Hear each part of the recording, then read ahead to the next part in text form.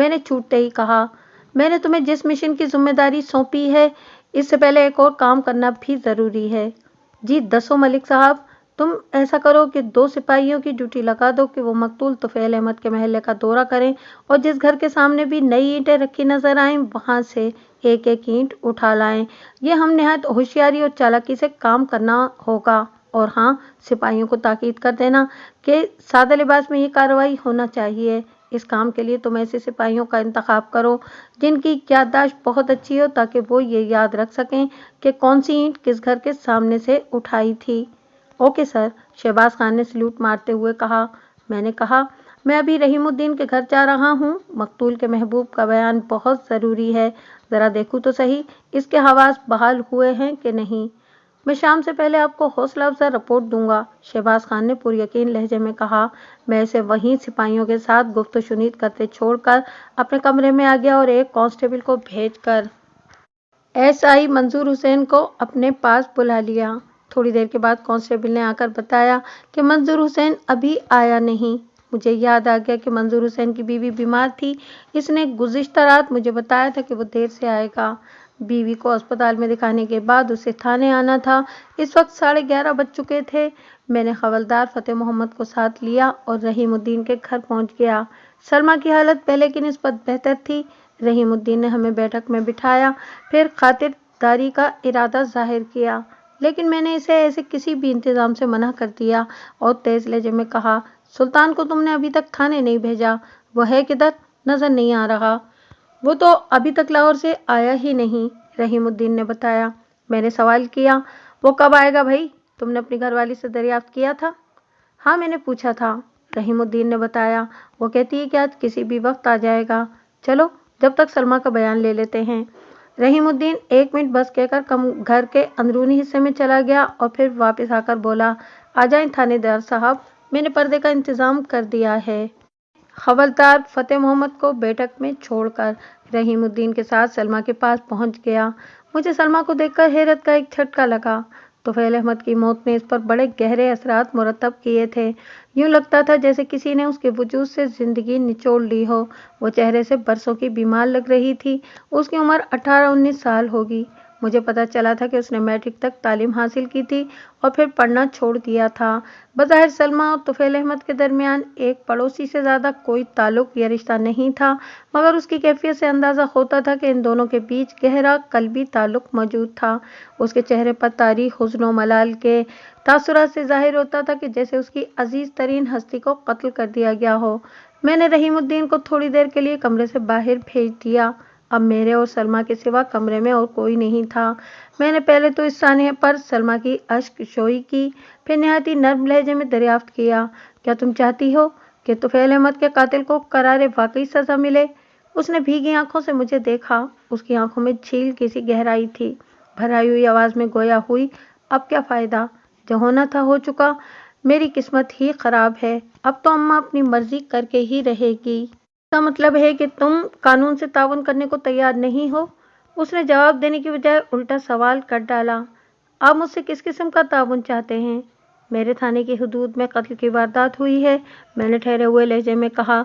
यह काबिल दखल अंदाजी पुलिस मामला है। मैं कानून की बालादस्ती कायम रखने के लिए इस थाने में मुतय्यन किया गया हूँ। तुफैल अहमद के कातिल को ढूंढना और उसे कैफ़रे किरदार तक पहुँचाना मुझ पर फर्ज है। कातिल तक रसाई में मुझे तुम्हारा ताउन दरकार है। उसकी कमल कटोरा आंखों की गहराई में इजाफा हो गया। थर्राए हुए लहजे में बोली, मैं कातिल तक आपकी रहनुमाई कैसे कर सकती हूँ? मैंने उसे मकतूल तुफैल अहमद की जेब से बरामद होने वाला तावीज़ और इस पर्चे के बारे में तफसीलन बता दिया, जिस पर हसीना बेगम और जुलेखा बीवी के नाम लिखे हुए थे। वह हैरत आमेज नज़रों से मुझे देखती रही। अपनी बात के इख्तिताम पर मैंने इस्तफसार किया, इस बारे में तुम क्या कहती हो? मैं भला क्या कह, मैंने फौरन उसे टोक दिया। तुम्हारा बाप रहीमुद्दीन तुम्हारी तहरीर को पहचान चुका है। उसने तस्दीक की है कि पर्चे पर दोनों नाम तुम्हारे हाथ के लिखे हुए हैं। लिहाजा अगर तुमने झूठ का सहारा लिया तो खुद को किसी बहुत बड़ी मुसीबत में गिरफ्तार कर लोगी। वो बेचैनी से अपने दुपट्टे को उंगली पर लपेटने लगी। मैंने महसूस किया कि वो अंदर से बेइंतहा मुस्तरिब हो चुकी थी। वो किसी तज़ब्ज़ुब में मुब्तला थी। जब खासी देर तक उसने मेरे सवाल का जवाब नहीं दिया तो मैंने पूछा, بولو، کیا ارادہ ہے؟ سچ بولو گی یا جھوٹ؟ وہ پھر بھی خاموش رہی تو میں نے سخت لہجے میں کہا، سلمیٰ بی بی، قتل کی پردہ پوشی قتل سے زیادہ سنگین جرم ہے۔ مجھے شبہ ہے کہ تم بری طرح پھنسنے والی ہو اور تمہارا بھائی بھی نہیں بچ سکے گا۔ ایک مرتبہ تمہارا خاندان پولیس کے رکڑے میں آ گیا تو جان چھڑانا مشکل ہو جائے گی۔ قاتل کا نام بتاتی ہو یا سب کو گرفتار کر کے تھانے لے جاؤں؟ وہ بھرائی ہوئی آواز میں بولی، اللہ پاک کی قسم، میں نہیں جانتی کہ طفیل کو کس نے قتل کیا ہے۔ اس کے لہجے میں کوئی ایسی بات ضرور تھی کہ مجھے یقین ہو گیا کہ وہ سچ بول رہی تھی۔ میں نے قدرے نرم لہجے میں دریافت کیا، چلو ٹھیک ہے، میں مان لیتا ہوں کہ جب تم کچھ نہیں جانتی ہو۔ اب تم مجھے یہ بتاؤ کہ تم نے طفیل احمد کو اپنی ماں اور نانی کا نام لکھ کر کیوں دیا تھا اور اس تعویذ کا کیا مقصد تھا؟ اس پر بھی تمہاری ماں اور نانی دونوں کے نام لکھے ہوئے ہیں۔ اسے جب بچاؤ کی کوئی صورت نظر نہ آئی تو اچانک پھٹ پڑی۔ سب امی کی وجہ سے ہوا ہے۔ وہ رو دینے والے لہجے میں بولی، ابو طفیل سے میری شادی کے لیے نیم رضامند ہو چکے تھے، امی نے ان کی ایک نہ چلنے دی۔ میں نے گھریلو صورتحال کا طفیل سے ذکر کیا تو اس نے مجھے ایک نئی راہ سجائی۔ وہ رک کر آنسو صاف کرنے لگی۔ میں نے پوچھا کہ کون سی نئی راہ؟ سلمیٰ نے بتایا، طفیل نے مجھے مشورہ دیا کہ امی کی رائے اپنے حق میں ہموار کرنے کے لیے پیر صاحب سے کوئی تعویذ لینا چاہیے۔ پھر اس نے پیر صاحب سے اس سلسلے میں بات بھی کی۔ پیر صاحب نے میری امی اور نانی کا نام منگوایا، وہ میں نے ایک پرچے پر لکھ کر اسے دے دیا۔ اس نے مجھے یقین دلایا کہ وہ پیر صاحب سے مجھے ایسا تعویذ لا کر دے گا کہ امی کا ارادہ بدل جائے گا۔ مجھے وہ تعویذ امی کے پلنگ کے پائے کے نیچے دبانا ہوگا۔ اس پر اثر تعویذ کی کرامت سے امی کا دل پھر جائے گا اور وہ ہم دونوں کی شادی کی مخالفت سے باز آ جائیں گی۔ ہفتے کی صبح طفیل نے وہ تعویذ مجھے دینا تھا، مگر اس دن… اس کی آواز بھیگ گئی۔ وہ خاموش ہوئی تو میں نے پوچھا، اس پیر صاحب کا نام سرمچو والی سرکار تو نہیں ہے؟ جی، طفیل نے یہی نام بتایا تھا۔ وہ روندی ہوئی آواز میں بولی، تعویذ اور ناموں والے پرچے کا معاملہ صاف ہو گیا تھا، مگر ابھی بہت سی باتیں جواب طلب تھیں۔ میں نے مشفقانہ انداز میں پوچھا، پھر کیا ہوا؟ میرا مطلب ہے کہ ہفتے کی رات کیا ہوا تھا؟ وہ دوپٹے کے پلو سے آنکھیں صاف کرتے ہوئے بولی، میں کچھ نہیں جانتی کہ کیا ہوا۔ میری تو اس روز طفیل سے ملاقات ہی نہیں ہو سکی تھی۔ ملاقات نہ ہو پانے کی وجہ؟ میں نے اس کی آنکھوں میں جھانکتے ہوئے بظاہر ٹھوس لہجے میں سوال کیا، کیا تم اس روز چھت پر نہیں گئی تھی؟ مجھے اس کا موقع نہیں مل سکا، وہ جزبز ہو کر بولی، حالانکہ میں نے کوشش تو کی تھی۔ موقع نہ ملنے کا سبب کیا تھا؟ سلمیٰ نے بتایا کہ اس روز سلطان کو لاہور جانا تھا، اس لیے وہ جلدی بیدار ہو گیا۔ سلطان نے پہلے اپنا پروگرام بتایا ہوتا تو میں طفیل کو اس سے آگاہ کر دیتی اور ہم اس ملاقات کو ملتوی کر دیتے، مگر سلطان نے رات سوتے وقت بتایا کہ وہ صبح لاہور چلا جائے گا۔ اب اتنا وقت نہیں تھا کہ میں طفیل کو مطلع کر سکتی۔ ہم عموماً سورج طلوع ہونے سے قبل ہی ملتے تھے۔ میں نے ہزار کوشش کی کہ کسی طرح سلطان کی نظر سے بچ کر چھت پر جاؤں اور طفیل کو کوئی اشارہ دے دوں، مگر میں اپنی کوشش میں کامیاب نہ ہو سکی۔ میں نے پوچھا، سلطان کتنے بجے گھر سے نکلا تھا؟ صحیح وقت کا تو مجھے اندازہ نہیں، لیکن اس وقت ابھی اجالا نہیں ہوا تھا۔ پھر تم نے کیا کیا؟ میں نے استفسار کیا۔ جب سلطان گھر سے نکل گیا تو تم چھت پر جا کر طفیل سے تعویذ کیوں نہیں لے آئیں؟ وہ بولی، سلطان کے جاتے ہی میں نے چھت کی جانب دوڑ لگا دی تھی، حالانکہ مجھے معلوم نہیں تھا کہ اب تک طفیل وہاں موجود ہوگا بھی کہ نہیں۔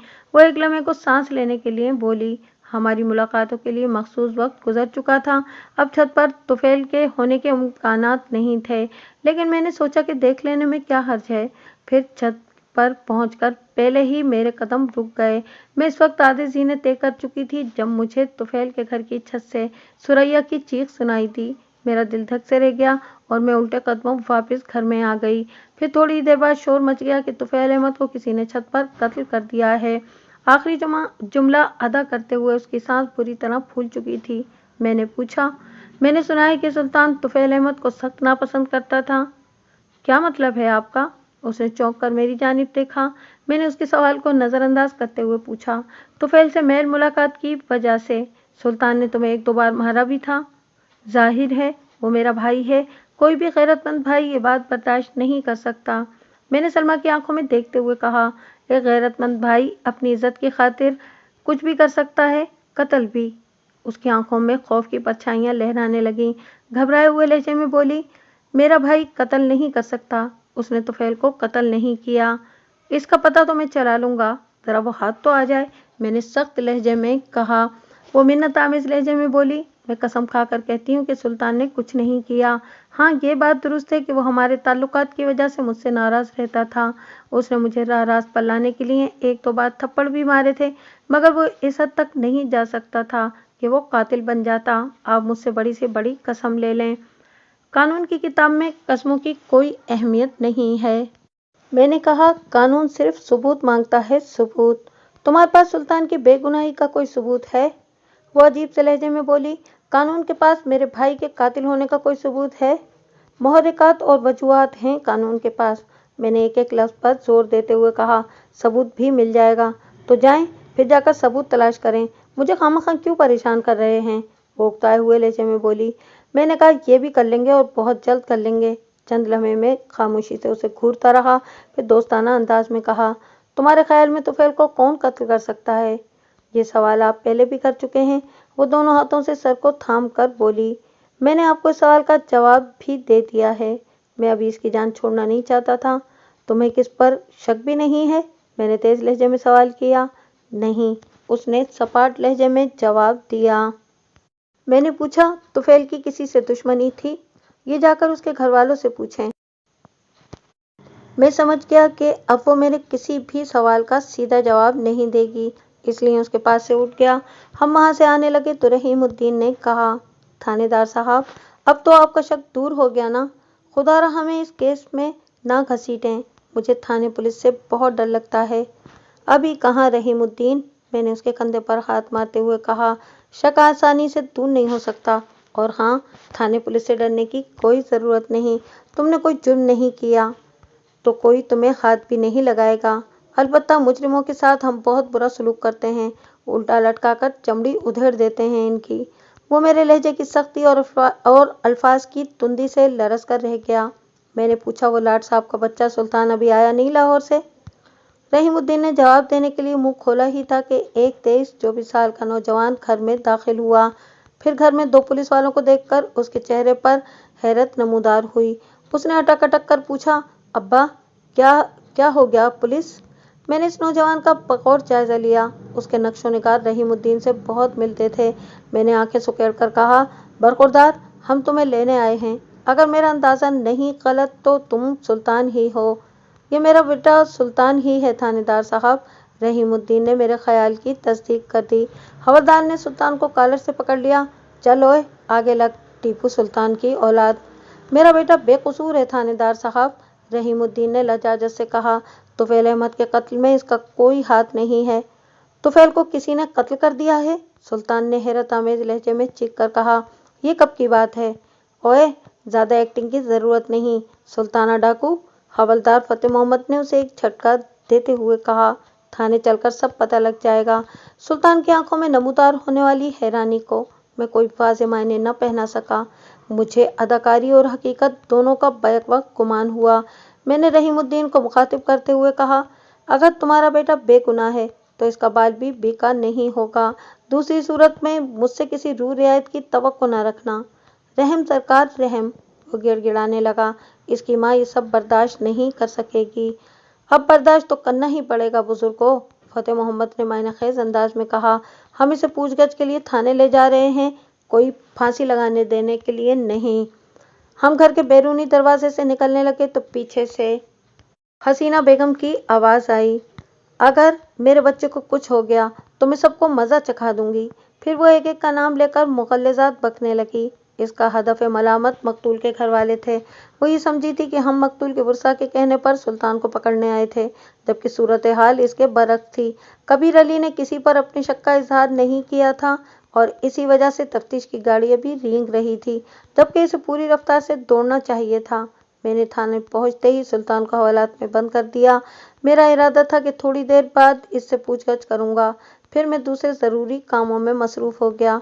सुल्तान जब घर में दाखिल हुआ था तो उसके हाथ में एक सफरी बैग भी था, जो थाने आते हुए उसने अपने बाप को देना चाहा था, मगर हवलदार ने उसे सख्ती से मना कर दिया था और वो बैग इस वक्त मेरी मेज़ पर रखा हुआ था।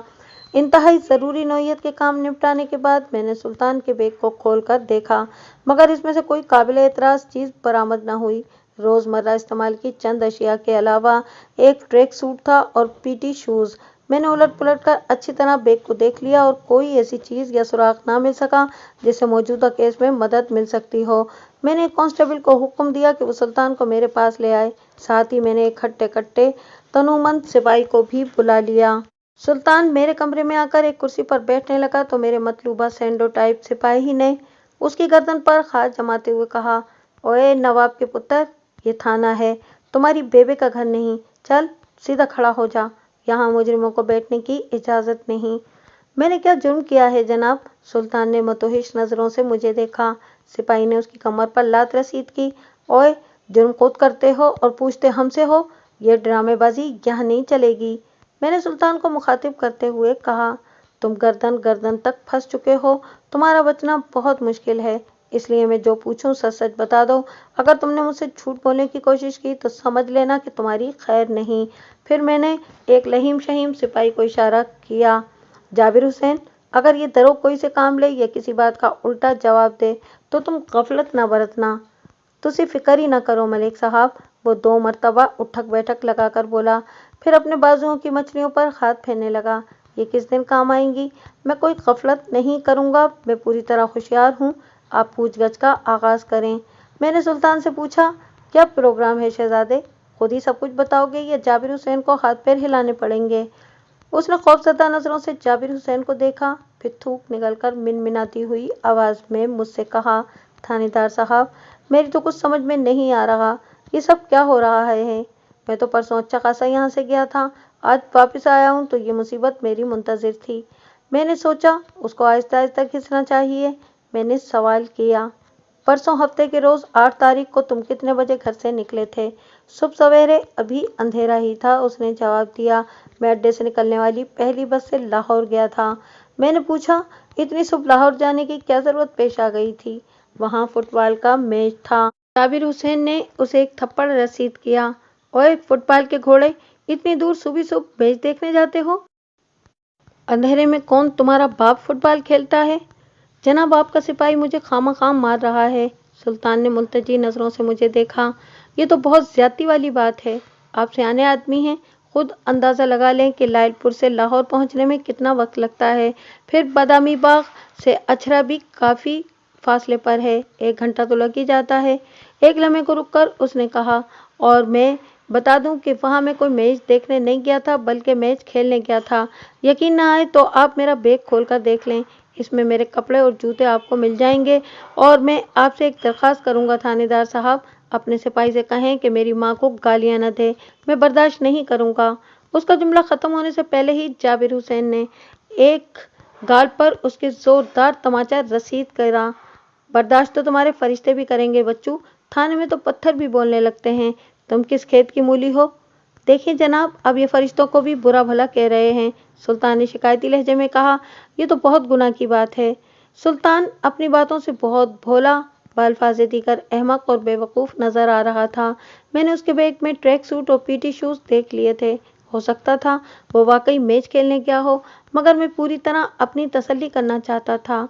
मैंने जाबिर हुसैन से कहा कि अब जब तक मैं इशारा न करूं तुम हरकत में न आना, ठीक है? जाबिर हुसैन ने इस्बात में सर हिलाया। मैंने सुल्तान से कहा, और तुम मुझे इशारा करने का मौका फराहम नहीं करोगे, क्यों? ठीक है। सुल्तान ने मुझे यकीन दिलाया कि वो मेरे हर सवाल का मुकम्मल और दुरुस्त जवाब देगा। मैंने पूछा, तुम्हारे बाप ने बताया था कि तुम इसे बताए बगैर लाहौर चले गए थे? अगर अब्बा को बताता तो वो मुझे जाने से रोक देता। मैंने पूछा, तुमने कहाँ तक तालीम हासिल की है? वो बोला, 12 जमातें पास हूँ जनाब, सरकारी नौकरी की तलाश में दिन गिन रहा हूँ। तुमने बताया कि लाहौर में अछरा गए थे। मैंने पूछा, अछरा में तुम्हारा कौन रहता है? रहीमुद्दीन ने मुझे बताया था कि अछरा में सुल्तान के मामू शौकत अली की कपड़े की दुकान है। मैं इसी बात की तस्दीक चाहता था। वहाँ मेरा मामा रहता है जनाब, सगा मामा। मेरी अम्मी का एक ही भाई है। तुम्हारा मामा करता क्या है? उधर जेलदार रोड पर उसकी कपड़े की दुकान है, उसने बताया। Shaukat cloth house.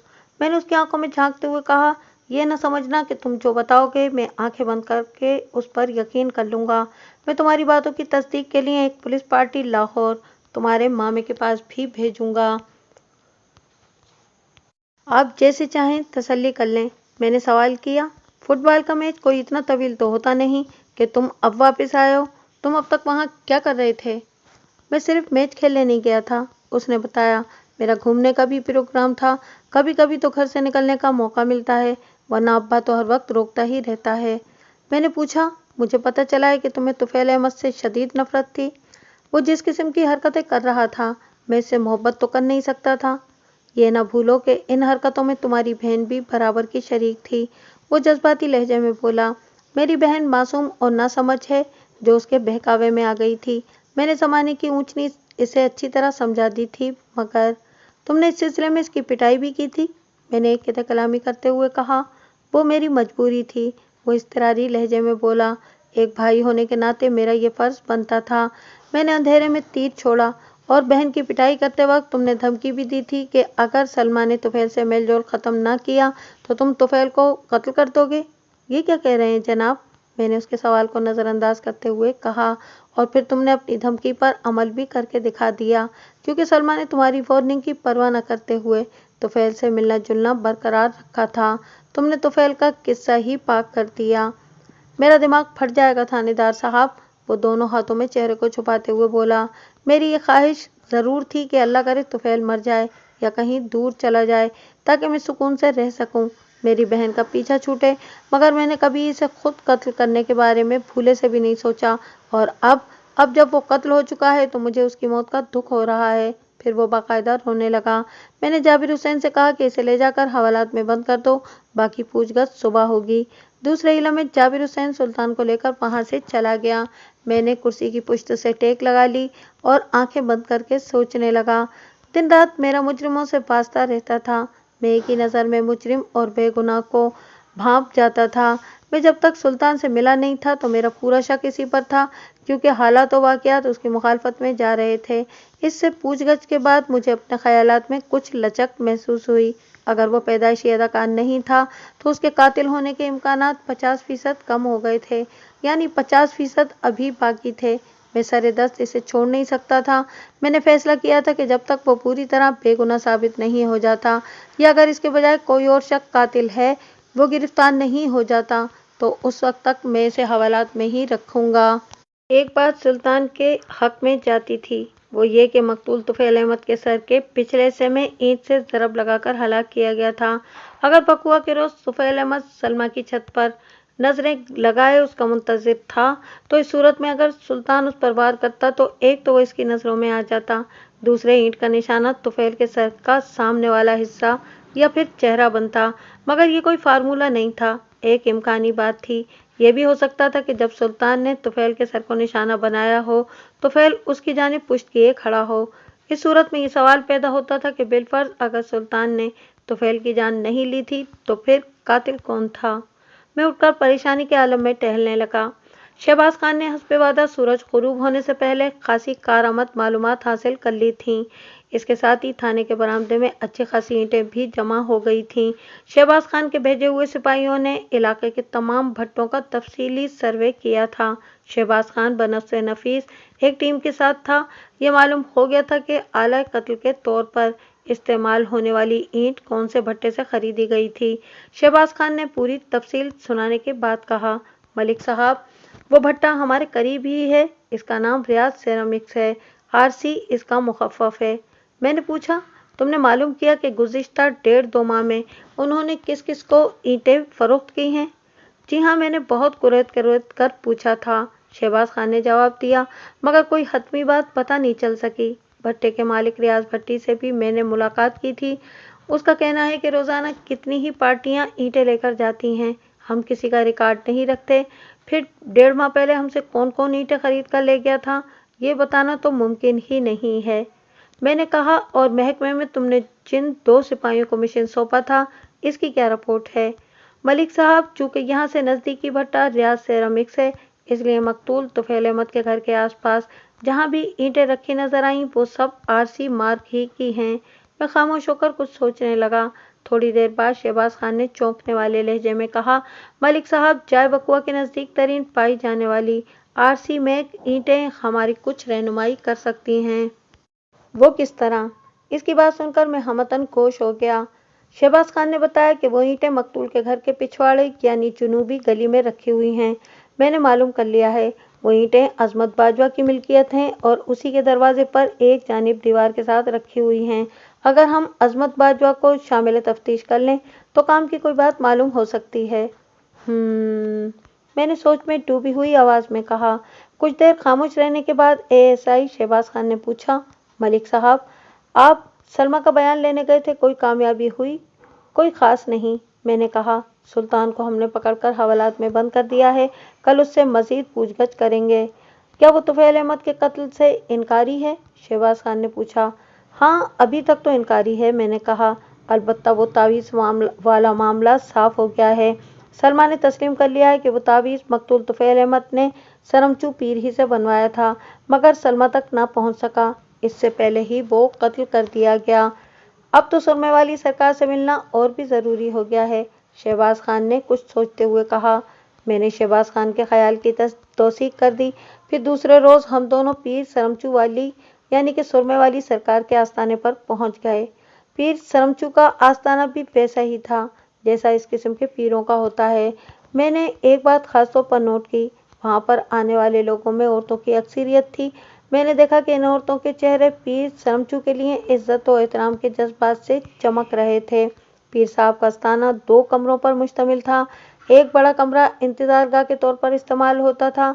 दूसरे बनिस्बत छोटे कमरे में पीर साहब बजाते खुद तशरीफ फरमा थे। एक मुजाविर टाइप हट्टा-कट्टा आदमी सबको बारी बारी पीर साहब के हुजरे में भेजता था। हम इस वक्त सादा लिबास में थे। अगर हम अपनी बारी का इंतज़ार करते तो सारा दिन निकल जाता। इसलिए मैंने पर्ची सिस्टम पर अमल करने का फैसला किया और कागज़ के एक पुर्जे पर मलिक सफदर हयात थाना इंचार्ज लिखकर तय करने के बाद इसी मुजाविर को देते हुए कहा कि पीर साहब तक पहुंचा दें, हम इनके खास मेहमान हैं और हमें वापस भी जल्दी जाना है। मुजाविर ने सरतपा हम दोनों का जायजा लिया, फिर वो पर्ची लेकर अंदरूनी कमरे में घुस गया। अगले ही लम्हे वो अंदर से बरामद हुआ। पीर साहब ने आपको याद फरमाया है। हम दोनों पीर साहब के हुजरे में दाखिल हो गए। इस वक्त वो वहाँ अकेले ही थे।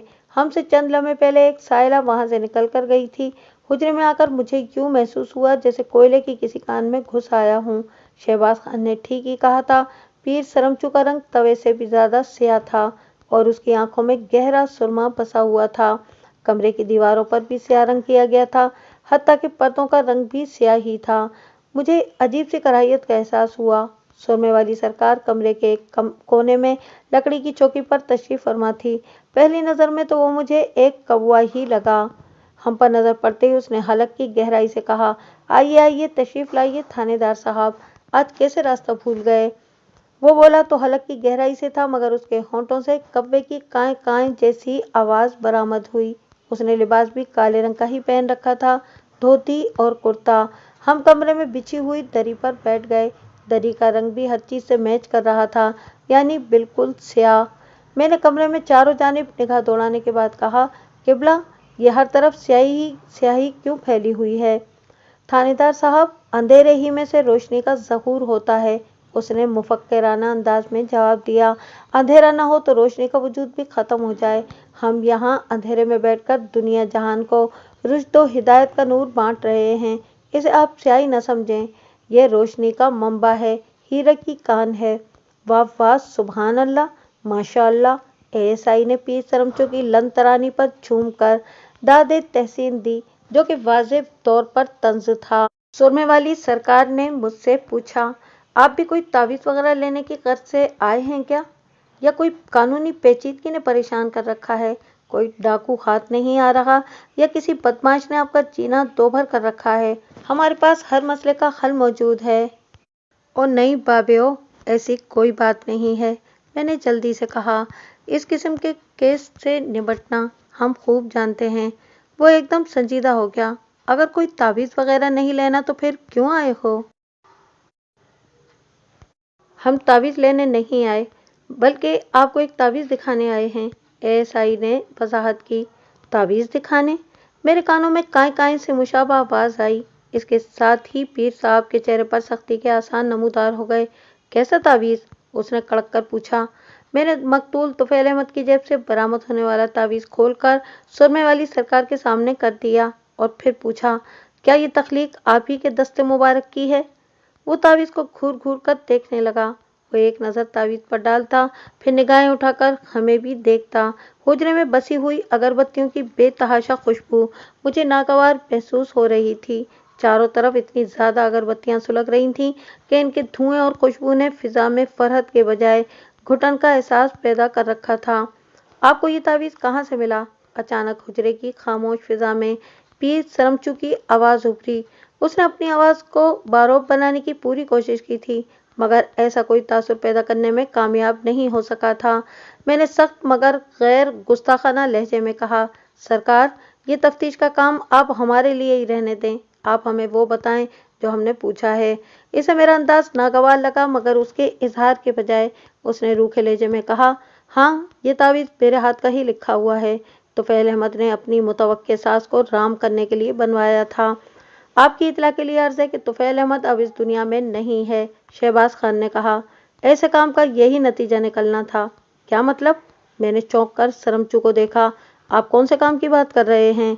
वो मुदब्बिराना अंदाज में गोया हुआ, थानेदार साहब, एक चीज को दो आदमी खींच रहे हों तो जानते हैं कि क्या नतीजा निकलता है। मैं इसकी बात को कोई वाज़ेह मायने नहीं पहना सका था, इसलिए खामोशी रहा। उसने खुद ही अपनी बात की वजाहत करते हुए कहा, बड़ा भयानक नतीजा निकलता है मलिक साहब। या तो वो चीज़ ही टूट जाती है या फिर अपने खींचने वालों में से किसी एक की तबाही का सबब बन जाती है। बाज़ औक़ात तो दोनों को ही तबाह बर्बाद कर देती है। किबला, अल्फाज ज़रा आसान और काबिल फ़हम इस्तेमाल करें, शहबाज खान ने कहा। इशारों किनारों के बजाय साफ और सीधी बात करें। वो आंखें बंद करके मराक़िबे में डूब गया। कुछ देर के बाद ठहर ठहर कर बोलने लगा, साफ और सीधी, बल्कि खरी बात यह है कि तुफैल अहमद सलमा से शादी करना चाहता था। सलमा राजी थी, मगर उसकी माँ को यह रिश्ता मंजूर नहीं था। तुफैल ने अपनी होने वाली सास का दिल पिघलाने के लिए मुझसे तावीज़ लिया। दूसरी जानिब सलमा की माँ अपनी बेटी की शादी अपनी बहन के बेटे से करना चाहती थी, मूसा खान से। लेकिन सलमा मूसा खान से शदीद नफरत करती थी और इस बात से मूसा खान भी बखूबी आगा था। उसने सलमा का दिल अपनी जानिब माइल करने के लिए मुझसे तावीज़ बनवाया। हमारा तो काम ही खिदमत खल्क करना है, हम किसी को मायूस नहीं कर सकते ना। अलबत्ता ऊंच नीच ज़रूर दिखा देते हैं। मूसा खान मेरे पास तावीज़ लेने पहले और तुफैल अहमद बाद में आया था। मैंने दोनों तलबगारों से कहा था कि इस लड़की का ख्याल दिल से निकाल दें। ये दोनों में से किसी की नहीं होगी, बहुत खून खराबा होगा। वो दोनों बुरी तरह पछताएंगे, मगर इन पर तो इश्क का भूत सवार था। मूसा खान हर कीमत पर सलमा को हासिल करना चाहता था और सलमा सिर्फ और सिर्फ तुफैल अहमद को हासिल होना चाहती थी। हमने तो दोनों को खुलूस नियत से तावीज़ बनाकर दे दिए थे। वो नहीं माने तो इसमें तावीज़ों का भला क्या कसूर? कलाम इलाही तो अपना काम करेगा ना। अपनी तकरीर दिल पजीर ख़त्म करके सरमचू ने आंखें खोल दी। मैंने पूछा, आपके ख्याल में तावीज़ों ने अपना असर दिखाया है? आप खुद समझदार हैं। उसके सुमाइनी जवाब को मैं बड़ी वजाहत के साथ समझ रहा था।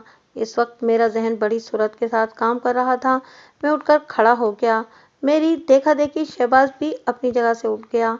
आपके ताउन का बहुत बहुत शुक्रिया, मैंने मसनूई तशक्कुर के जज्बात चेहरे पर सजाते हुए कहा। अब लगे हाथ ये भी बता दें कि मूसा खान का घर किधर है?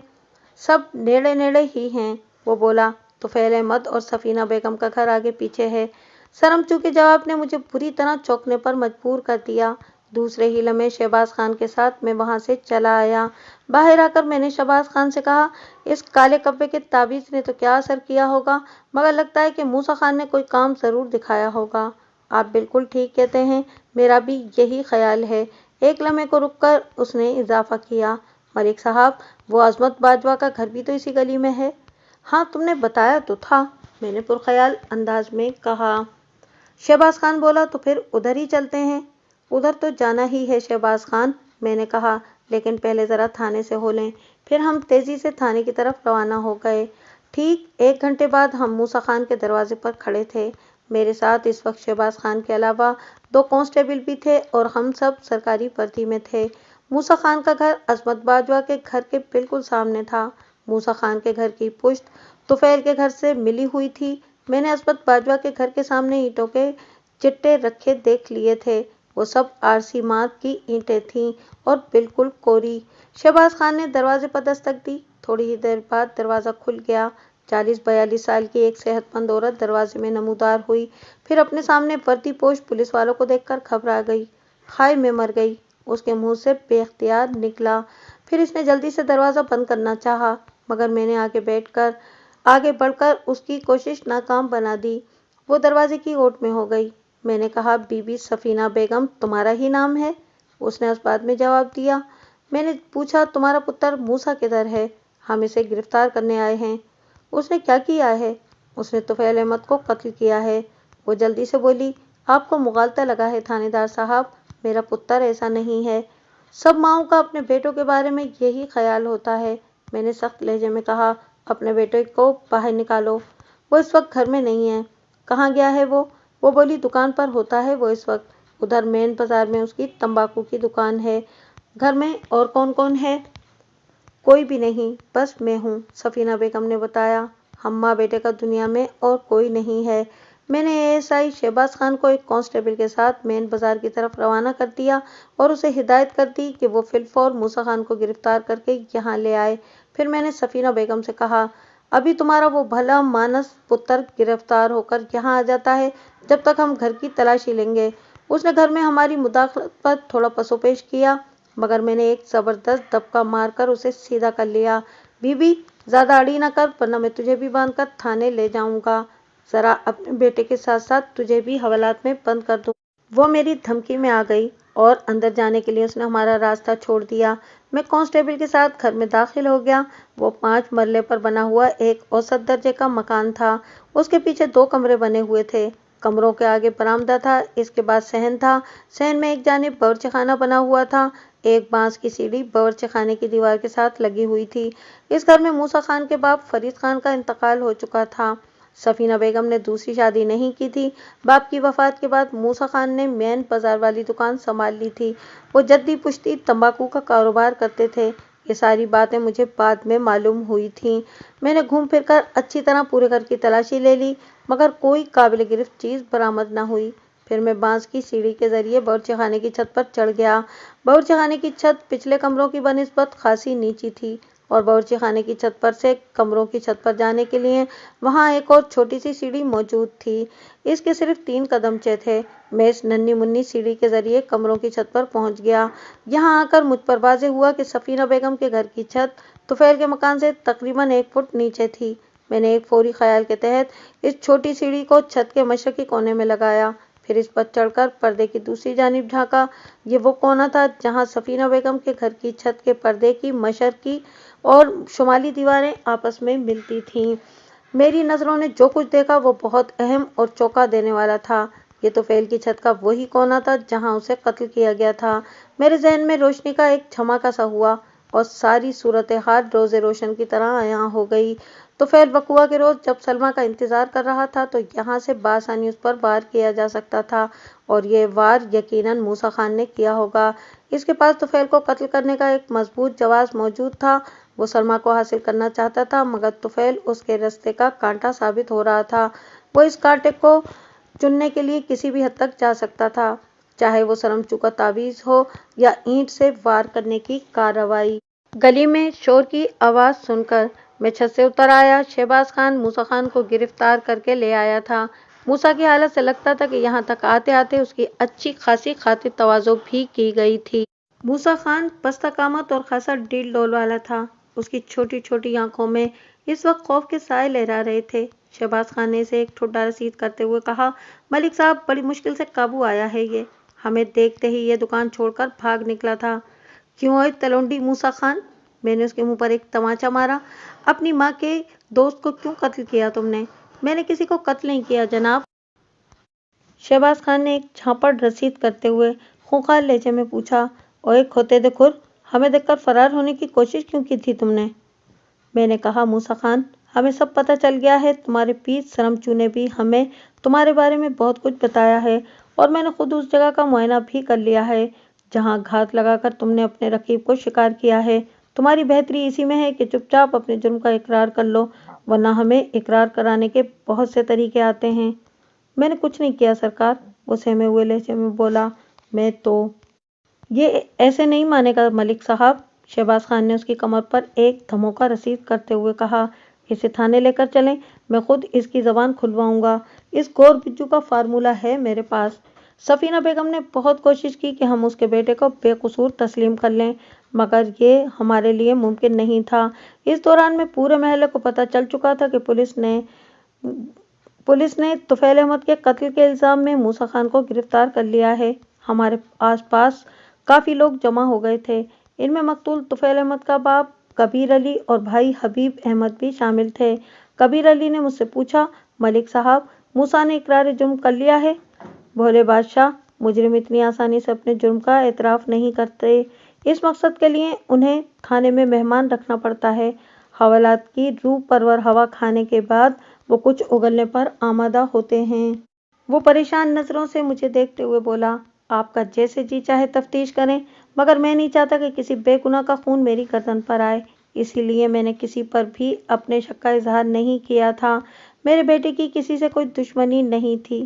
تم فکر نہ کرو کبیر علی، میں نے اس سیدھے سادے شخص کی سادگی پر دل میں ہنستے ہوئے بظاہر تسلی آمیز لہجے میں کہا، ہم بے گناہ اور قصوروار کو اچھی طرح پہچانتے ہیں، اور کسی بھی بے گناہ کی گردن میں ہم یہ پھندا نہیں ڈالیں گے۔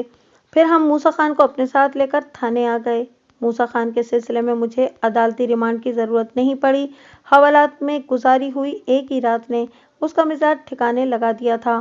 وہ کوئی عادی مجرم تو تھا نہیں جو تھانے کی روایتی مہمان نوازی کا لطف اٹھاتا رہتا۔ معمولی درگت کے بعد ہی وہ لائن پر آ گیا اور اس نے اپنے جرم کا اقرار کر لیا تھا۔ اس نے جو اپنا بیان لکھوایا اس کا خلاصہ یہ تھا کہ وہ دل و جان سے سلمیٰ پر عاشق تھا، مگر سلمیٰ کی نگاہیں کسی اور ہی صورت پر لگی ہوئی تھیں۔ وہ اس بات سے بھی واقف تھا کہ سلمیٰ اور طفیل چھپ چھپ کر راتوں میں چھت پر ملتے ہیں۔ اس نے کئی مرتبہ انہیں اپنی آنکھوں سے راز و نیاز کرتے ہوئے بھی دیکھا تھا۔ ان کی چھتیں ملی ہوئی تھیں، اس لیے ایک دوسرے پر نظر رکھنا ان کے لیے خاصا آسان ہوا کرتا تھا۔ موسیٰ خان نے اپنی پستہ قامتی اور نیچی چھت کی مشکل کو چھوٹی سیڑھی سے حل کر لیا تھا۔ وقوعہ کے روز بھی اس نے اسی سیڑھی پر چڑھ کر طفیل احمد کے سر کو نشانہ بنایا تھا، اگرچہ موسیٰ کی ماں سفینہ بیگم نے اس کو یقین دلا رکھا تھا کہ وہ بہن کی بیٹی کو اپنے گھر ضرور لائے گی۔ حسینہ بیگم بھی اس رشتے پر کمر بستہ تھی، گھر کے کسی فرد نے اس کے راستے میں کوئی رکاوٹ بھی نہیں ڈالی تھی، مگر سلمیٰ جس سے موسیٰ کی شادی ہونا تھی وہی اس کے قابو میں نہیں آ رہی تھی۔